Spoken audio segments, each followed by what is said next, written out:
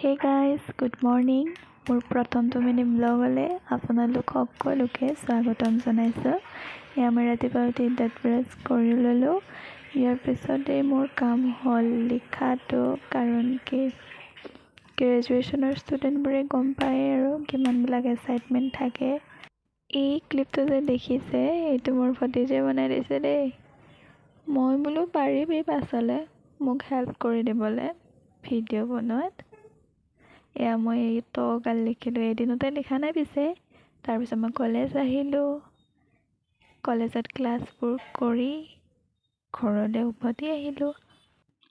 ঘৰত আহিয়ে আকৌ মোৰ ষ্টাৰ্ট হৈ গ'ল চিলোৱা মিলা কামবোৰ। ইয়াৰ মাৰ লগত এটা দি হাঁহি ধেমালি কৰি কাপোৰ চিলালোঁ। মানুহ দুগৰাকীয়ে মানে চিলাবলৈ দিছিলে।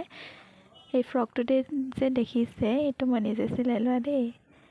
ইয়াৰ পিছত মেচিনটো বেয়া হৈ থাকিল, তো মানুহ এজনীয়ে আৰ্জেণ্ট বোলে লাগে দহি গুঠি দিবলৈ, তো এয়া দহি গুঠি দিলোঁ। ইয়াৰ পিছত দেউতাই এয়া খাই ফিল্ম এনজয় কৰি আছে। ইয়াৰ পিছত অলপ বনোৱা মেলা কাম, আৰু যিহেতু ছজনাৰ বতৰ চলি আছে তো এয়া বতৰৰ বস্তু বতৰতে খাইছোঁ। আৰু এই ভিডিঅ'বোৰ পিছে মায়ে বনাই দিছে দেই। থেংক ইউ মা, তুমি যে এনেকৈ মোক ছাপোৰ্ট কৰিছা। ধুনীয়াকৈ ভাতটো খাই মেলি মাহঁতৰ লগতে আড্ডা দিছোঁ। মায়ে পিছে আইতাৰ লগত কথা পাতি আছিল। আমাৰ এইটো নিয়মেই আৰু 1 ঘণ্টামান ভাতটো খোৱাৰ পিছত ৰাতি আড্ডা দিওঁৱেই। ইয়াত তামোলৰ জুতি লৈ দেউতাই কেনেকৈ চাই আছে দেখিছেনে? ফাৰ্ষ্ট টাইম দেখিছে এনেকৈ ভিডিঅ' বনোৱা।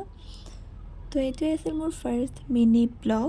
তো ভাল লাগিলে like, comment, share and subscribe কৰিবলৈ নাপাহৰিব। ধন্যবাদ।